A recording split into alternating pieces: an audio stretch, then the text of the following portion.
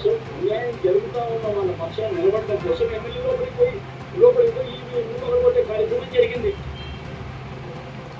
ముందు ఈవీఎంలో నిజంగానే ఎమ్మెల్యేనే రిక్రూట్ చేసుకుంటాం. ఎమ్మెల్యేకి అక్కడ నిజంగానే ఎమ్మెల్యే పరిస్థితి అంత బాగుందంటే ఎందుకు ఎమ్మెల్యే ఈవీఎం పగలగొట్టాడు? పరిస్థితి బాగలేదనే కదా, అన్యాయం చేస్తా ఉన్నాడనే కదా. అక్కడికి పోయినప్పుడు అన్యాయం చూశాడు కాబట్టే కదా ఆ ఈవీఎం ఏదైతే పగలగొట్టిన కేసులో వేరు వచ్చింది.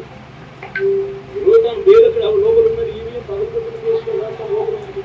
ఈవీఎం పగలగొట్టిన కేసులో అన్యాయం జరుగుతుందని చెప్పి అన్యాయం జరుగుతా ఉన్న పరిస్థితుల్లో ఎమ్మెల్యే అక్కడికి పోయి అడ్డుకునే కార్యక్రమంలో జరిగింది అని చెప్పి కోర్టులో గుర్తించాయి కాబట్టి దాన్ని వేరు వచ్చింది.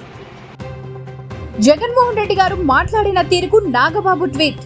జగన్మోహన్ రెడ్డి గారు, మీరేం మాట్లాడుతున్నారో మీకు అర్థమవుతుందా? కోపం వచ్చి ఈవీఎంలు పగలగొట్టారా? ఒకవేళ నిజంగా అన్యాయం జరుగుంటే అక్కడ పోలీస్ సిబ్బంది లేరా, ఎలక్షన్ సిబ్బంది లేరా, ఆర్వో లేరా? ఇవన్నీ ఆలోచించకుండా కోపం వచ్చి పగలగొట్టేస్తే దాన్ని సమర్థిస్తారా మీరు? ఏం మాట్లాడుతున్నారండి బాబు? మిడిమిడి జ్ఞానంతో మితిమీరిన ఎచ్చులకు పోయినందుకే 11కే పరిమితం చేశారు ప్రజలు.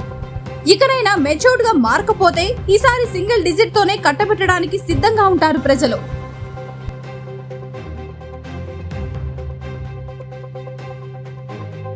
వివిడి న్యూస్ టీవీని తక్షణమే సబ్స్క్రైబ్ చేసుకోండి. నోటిఫికేషన్ కోసం బెల్ ఐకాన్ క్లిక్ చేయండి. మరిన్ని అప్డేట్స్ కోసం ప్రతి ఒక్క కుటుంబానికి ఉచిత ప్రకటనలు వచ్చే విధంగా మీకోసం మీ ముందుకు వివిడి న్యూస్ టీవీని ఏపీ ఫైబర్ నందు 99వ ఛానల్ మరియు యూట్యూబ్ నందు వీక్షించెదరు.